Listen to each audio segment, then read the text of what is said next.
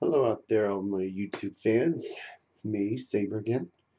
And welcome to my little corner of my room where I have my digital workstation, or keyboard, or piano, or digital keyboard, whatever you want to call it. Yeah, this instrument has many names, but has served me well for the past, I don't know, 5 years since I've had it. And yeah, I bought this out of when I graduated from high school, and it cost me around $1,000. And oh my gosh, yeah. Um, so you might be wondering why I'm sitting here right now by my keyboard. Well, if you've been a follower of my channel for many years now, um, you would know that I started out by posting covers of my favorite songs and music from TV shows, video games, movies, stuff like that, on a keyboard just like this one. But my original keyboard was actually a Yamaha YPG 235, and to this day, I remain proud of all the covers I made on that, and I got gained quite a following doing that. And one question that kept coming up with those covers is, how do you do this? I mean, what's their trick or something like that? I wanted to do it, do this kind of video for quite some time now because, back then I was kind of limited in doing it with the camera and all that stuff. The camera wasn't really a good quality camera, to be honest. Yeah, I digress. It wasn't the best camera to use, but it certainly served me well at the very start of my channel. And yeah, um, but thankfully, I didn't really delete all those older videos of my covers because, I'm proud of them. And I think after all this time of putting it off, I'm ready to teach you guys because, back then I really couldn't explain how I did it. I just did it because I learned it early on in my high school years, trying to uh, get into as many music classes as possible. So, yeah. Oh, you might notice my voice is kind of weird because I think allergies or something. Yeah, sorry about that. So just bear with it, okay? All right. So now I have this keyboard called the Yamaha PSR-S750. You'll need a keyboard like this one because, well, you need something with a lot of user tracks to record songs with with multiple instruments. Now, the most notable cover I've done on any of my two keyboards was the Power Rangers in Space morphing theme. I believe the video has clocked over 10,000 views or something more since the last I checked. I haven't really looked at it in a while, and I still keep getting comments to this day. So, yeah. And that's when the questions started coming about, how do you do this? I mean, how do you, like, do a cover like this on a single piano? Well, I summarized it in two words: user tracks. User tracks, let me show you. On this keyboard, I have 16 user tracks. I don't know if you can see it. They're right here. Yeah. Uh, so there's 16 of them. Oh, I said that already. um, so basically, user tracks allow me to record many different, up to 16 different instruments um, in a single song. So 16 instruments is a lot of instruments, but sometimes for bigger songs, that does make me a bit limited. But you know, yeah, it sort of sufficed for me for ever since I graduated. And yeah, so what else on my keyboard? I got like all these different sounds I can do. There's piano and guitar. That's actually the most authentic guitar um, sound this keyboard has, called concert guitar. Yeah. And there's organs, jazz organs, trumpets, and brass. There's a trombone here too. Yeah, but that's not the right. Well, actually, that is the right sound. Okay. There's even harmonicas and accordions in here too. Yeah. Percussion and drums like the vibraphone and Calesta.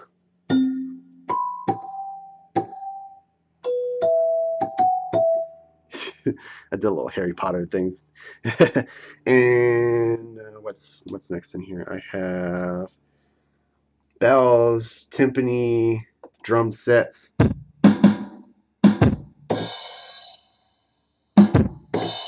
Yeah, really neat, huh? Okay, let me put this back. So my keyboard comes with a load of a bunch, I mean, hundreds of different voices to choose from. And you're going to need that if you wanted to do a cover for this, for any song you want, because how I did it over the years is that I just broke down a song into the different instruments it has. For instance, that cover I mentioned for Power Rangers in Space morphing theme. I did that, and this is what it sounds like in its current state.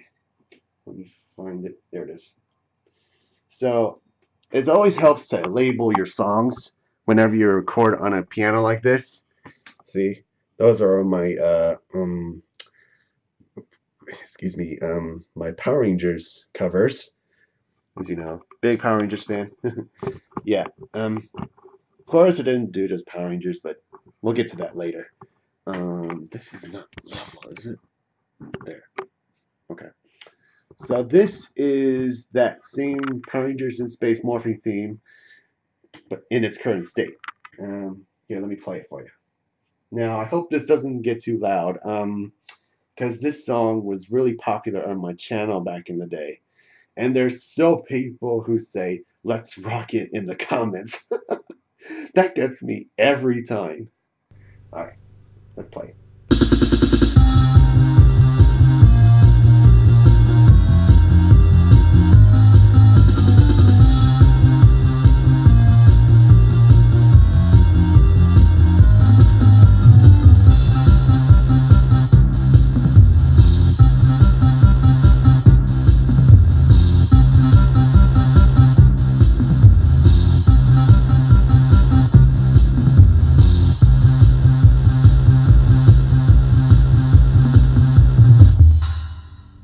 As you can see, I wanted to stay true to the original song, and that just pulled it off very beautifully. Oh gosh, I still can't get over that. Let's rock it. Let's rock it. Oh my god, I'm sorry. Okay. So that was my cover for Power Rangers in Space morphing theme. As you can see, it was a very easy song for me to cover. And I think I split this up into how many slots I did. I think it was like 4 or 5 different slots. Let's see. Let me pause that for a moment. Yeah, it was 5 different slots. 2 for drums, 1 for bass, one for a low synthesizer, one for high, the other one for high. So yeah, this song really got me some attention on YouTube, to be honest. Yeah, and here you can see how I organized my music on here. So you see, when I play this song, the lights next to the numbers uh, light up as the song plays. See, these two lights right here lit up. I think you can see that. I'm not sure. So this keyboard has all kinds of synthesizer sounds to choose from. Here I use Fargo and lead. I believe this is the lead, this is Fargo. And for the drums and bass, there are two electronic drum sets, one for the snare roll and tom-toms, the other is the generic hi-hats and cymbals. This one is the electric bass guitar, of course. You can definitely hear it in there. So now below this is my mixing Oh, I should talk about this first. This is my mixing console. This comes with every Yamaha digital workstation. Yeah, it's really cool. It allows me to organize the instruments into different sound checks. As I said, there's a total of 16, but you don't have to use all of them. With covers, you have to have a sense of control where you have enough instruments to like record a whole song. Now, with different music tracks, you can record them individually and then build it up as you progress making the song. The lead synthesizer part, which is that I'm not very good at singing, but is the main melody. Main melodies I usually put in user track 2, 1, and 2. Bass and drums usually go in 9 through 12, 9 through 11, and the rest on the others, if I have any, if there's any in the song. Yeah. So to record these parts, I had to follow what's called a metronome. The keyboard comes with its own metronome. Now think of a metronome as your heartbeat. It beats at a certain pace, like thump bump, thump bump. But for a metronome, it's always tick tick tick tock, like a clock, but it actually ticks 3 times, then a 4th time on the tock, like to symbolize 4/4 time. Time signature is also very important for this because 4/4 is the main one most musicians use, and there's other complicated ones like 12/8, 3/4, 6/8, even 9/8. Alright, that's enough about the technical stuff. Alright, so to record these parts, I have to turn on the metronome. The metronome allows me to keep time with the beat. Think of it as your heartbeat, but only at a more steady pace. A steady beat, as it were. I know this is kind of close, but I want you to see how my fingers move as I play. Now, first of all, I need to select the lead synthesizer. I usually go to the MIDI, the original MIDI version of the synth, which is right here, General MIDI XG. There's synth lead, square lead. See? Yeah, the beat goes like that. I mean, the song goes like that. So then I have to tap it to play it to a tempo. The tempo is the rate the song plays, like your heart rate, as in your heart rate. So, and it's beats per minute. So There's the tempo at the top left there. The tempo is 1/4 note equals 144 beats per minute. So I turn that tempo on. Let me change the tempo to 144. Now now you hear the tempo.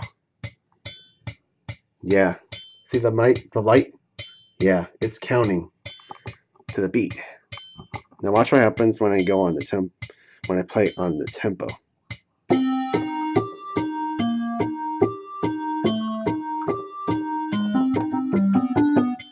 Yeah, I sort of messed up, but that's okay.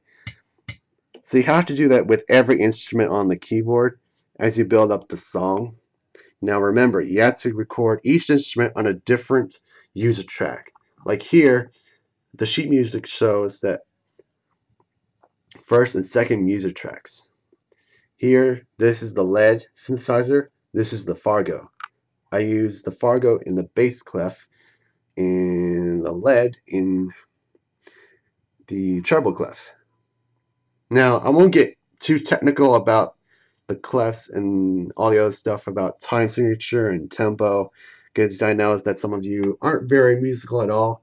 So, yeah, I probably should explain that a little earlier, but okay. Yeah, I'm not the best at explaining this, so alright. And then once you have all your parts recorded, remember to keep in time so that they all sound together at the same time. Like that. You want to be in time with the metronome as you record. Like that.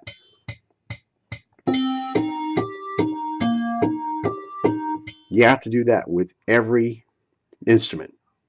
I mean, now this keyboard isn't really capable of changing tempo as the song plays. So you have to find a song that has a steady tempo throughout and that has 16 or less instruments in the song. So that's what I had to do for my songs. So yeah, that's okay. I mean, I may do with what I had. All right.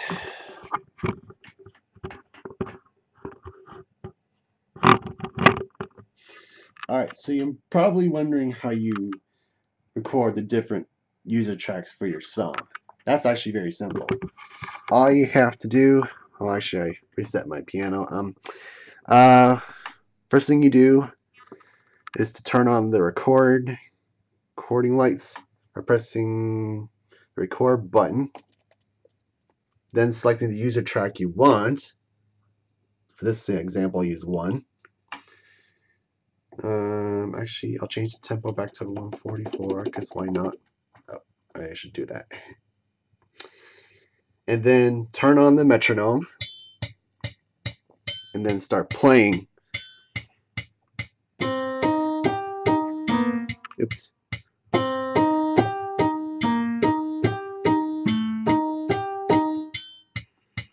Well, I'm not going to do the whole thing, but you know what I mean, right?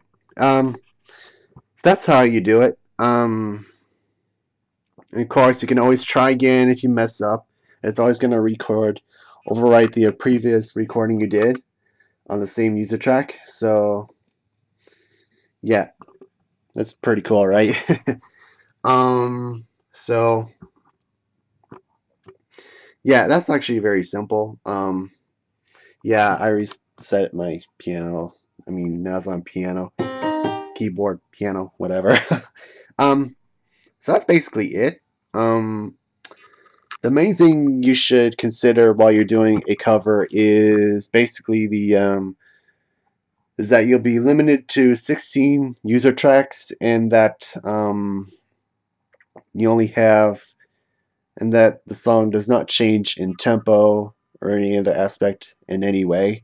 So it is somewhat possible to change instruments on a single user track, but I don't recommend doing that. If you know, even though you can stop and switch an instrument and do it again, it sometimes changes the reverb as it Now you're probably now reverb is the aspect of the echo of sound throughout a space, like a room or a stage or a music hall or something like that. Now, you can do this by going to the mixing console and select Effect, then Type, then go up to Reverb using this button right here. Can you see that? I hope you can. And take a look at all these reverb selections you can do. Of course, like I said, it ranges from a basic hall to many different halls like this one. Yeah, that's pretty cool, right? Now watch what happens when I change it to a room. Yeah, not much echo there. I mean, yeah. And then there's stage, somewhere between music hall and room. And then there's plate, that's between room and stage, I think. And then there's like customized ones like tunnel. That's a lot of reverb. Way lot reverb.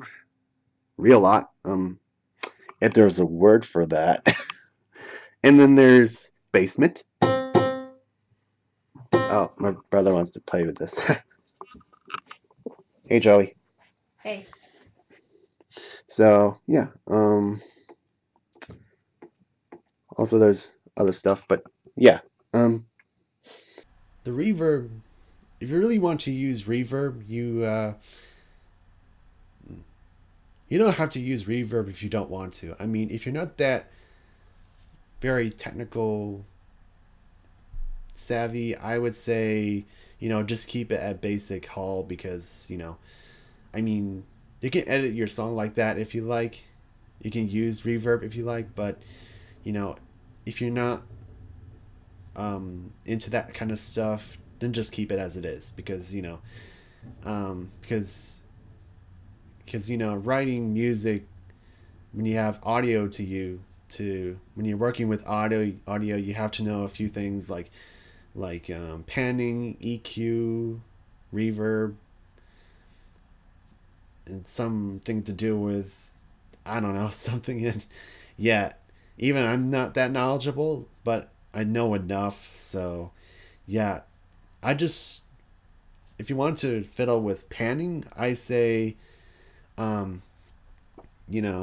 that the lowest sounding instruments go on the right and the highest go on the left. Mid range is of course in the middle. So that's what that's what I know. I mean, but that doesn't necessarily apply to all the instruments, but you can do it that way. So yeah, I would talk about the many different ranges of each of the different instruments because um, I could probably talk all day about that, but it's all a matter of some background knowledge. I mean, if you attended a few music classes or you have a teacher or if you have someone teaching you an instrument or something like that, I would say ask for their help too because writing music is not as easy as it looks, but I mean, but for me, I've done this for many years now and it's been a lot of fun. Yeah. So you don't have to use reverb or any other that other stuff if you don't want to. I mean, that's completely up to you. I mean, you are the composer, if you will, and if you think this song sounds as good as it is, then go ahead and upload to YouTube if you want. I mean, I'm not stopping you. Who would be? So that basically ends my tutorial for how to record a song in a digital workstation. Now, before I sign off, I should tell you that buying a digital workstation like the PSR-S750 it would be a good investment because, you know, if you want to do covers on a digital piano like the one I have, you need something like that because it'll come with usually 16 user tracks or something similar. Or yeah, I've heard the Tyros has many user tracks too, but I don't know how much. But they tend to be more expensive. Um, there's other brands probably have it, but I usually stick with Yamaha because, well, I trusted them for years. So yeah, it's been really cool using that piano. Although, um, I usually do stuff by music sheet music now because, you know, I wanted more freedom with what instruments I want to use in my songs. So yeah, that's been going pretty good for me. So yeah, I definitely like to do that a lot. Yeah. Um, well, I don't think there's anything else I should talk about. So I'll be seeing you guys in the next video. Bye bye.